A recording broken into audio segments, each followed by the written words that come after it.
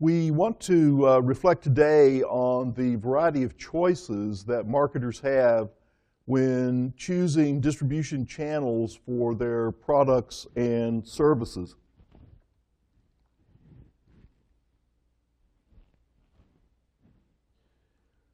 Marketers must choose ways to get the products and services from the manufacturer or producer to the end consumer.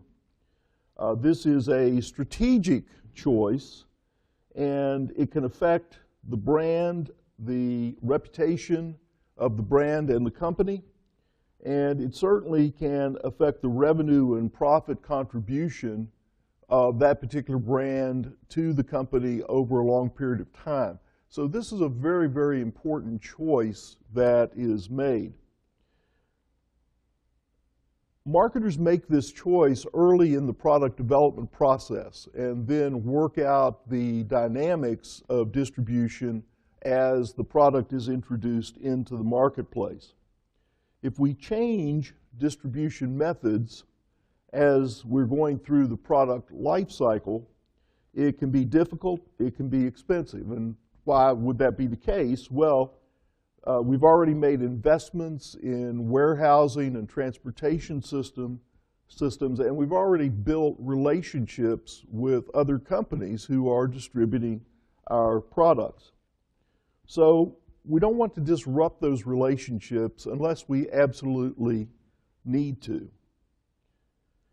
If we've got to make changes, we have to make them very carefully and ensure that the products and services are still going to get through to consumers in efficient and effective ways. Yes, question? If distribution is a strategic choice, what are the options available to marketers? Okay, so the question is, if this is a strategic choice, then what are the various options that we have available to us? This is a simple diagram that helps to explain the fundamental choices. Now, I do have to make the point that there are actually hundreds, maybe thousands of possible options for specific distribution channels, and it will depend wholly on the industry, historical industry practice, plus the resources of the company as to how it wants to do distribution. But it's easy to think of the basic choices this way. There are direct channels that are available to us, and this would be the first option to look at.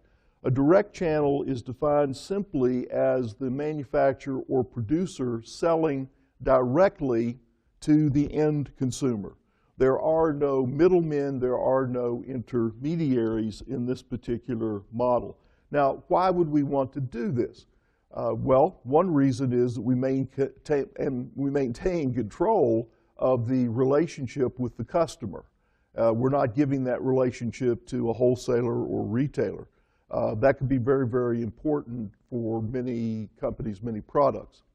Another reason is because we don't have intermediaries and they do not have to therefore make a profit, we can perhaps lower the cost of the good or service to the end consumer.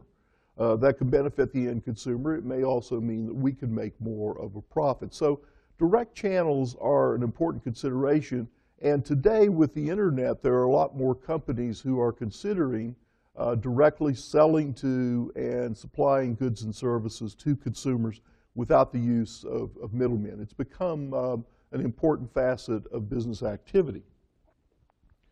On the other hand, though, there are many, many indirect channels out there, and I've got two basic ones that we're showing right here that I want you to stop and consider for just a moment. So what is an indirect channel? Well, an indirect channel is where we sell from manufacturer or producer to a wholesaler and then to a retailer, or perhaps just to a retailer directly. Now, why would we choose an indirect channel? Well, it's really very simple. As a manufacturer, we may decide that there are certain functions that we just don't want to perform.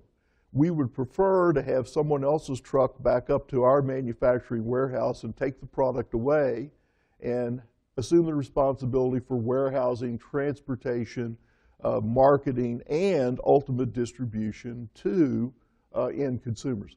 Think about grocery chains. The local grocery store is a very, very important function in our economy.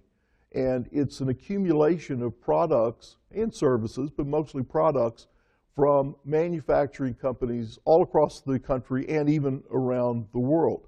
Those companies basically don't want to be in the business of selling products directly to consumers. They want to sell through an intermediary who can take on some of the responsibilities.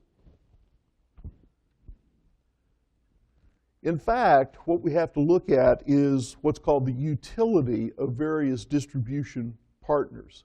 And there are 4 forms of utility that marketers have to consider, and they're listed up here: time, place, possession, and form utility. Time is this idea of efficiency, cutting down the amount of time from producer to consumer. We want to have, at the local level, convenient hours of operation, appropriate seasonal merchandise, and that needs to all be considered as a time variable in terms of utility.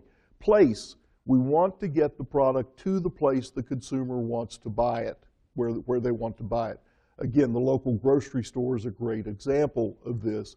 Consumers love to go to a grocery store where there are many, many food products available to them in one particular place. Possession utility.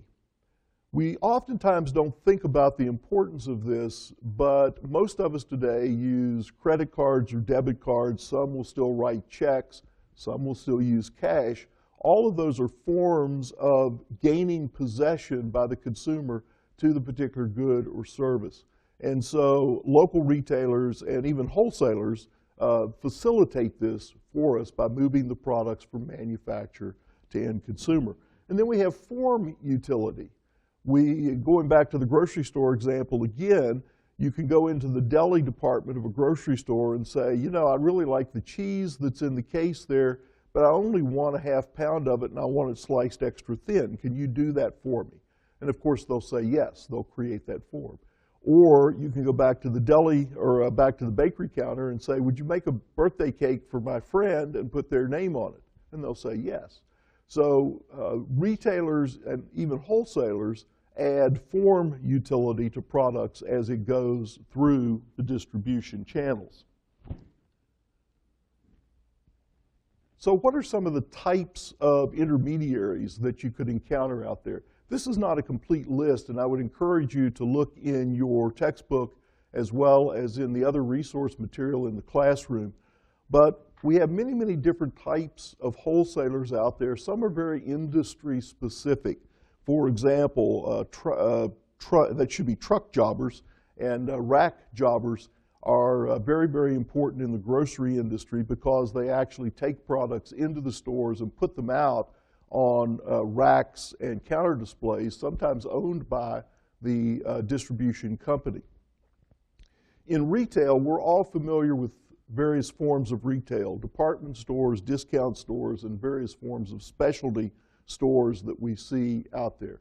Each of these has specialized for their particular industry or their product or service group in some way to provide useful utility for consumers, whether those consumers are end consumers like you and me or business consumers that are in the marketplace.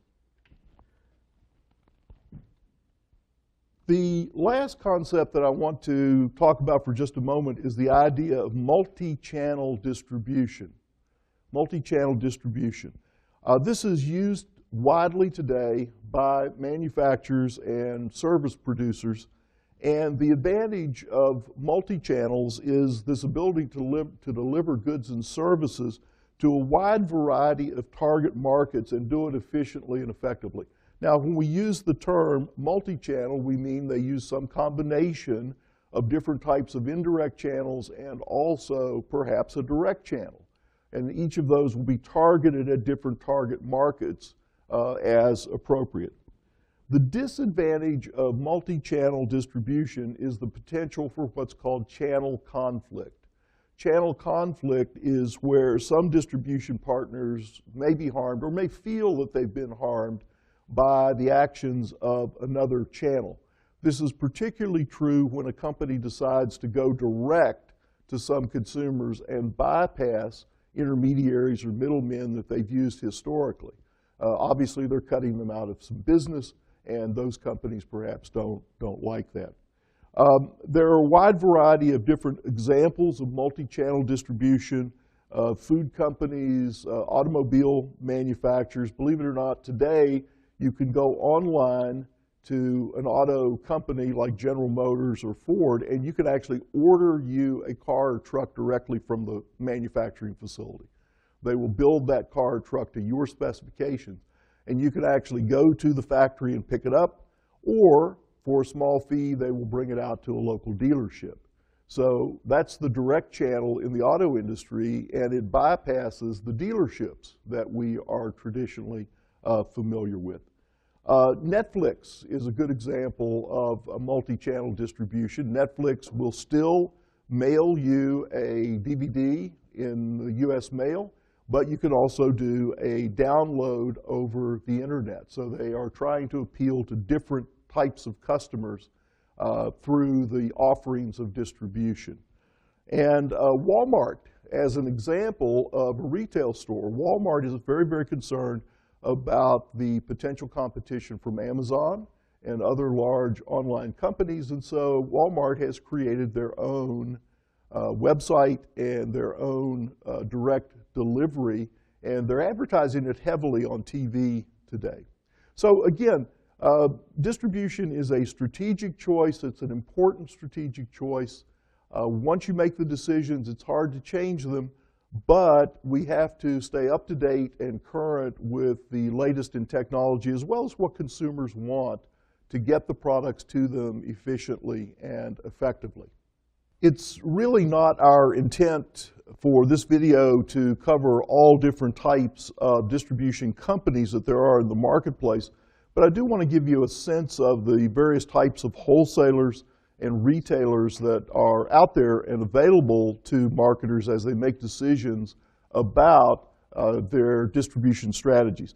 For example, there are a number of wholesalers, some with rather different and exotic names like Truck Jobber and Rack Jobber, that are particularly important in the grocery industry because they take food products into the grocery stores and actually stock them on the shelves. Sometimes the shelving units are actually owned by the distribution company. They are not owned by the grocery store itself.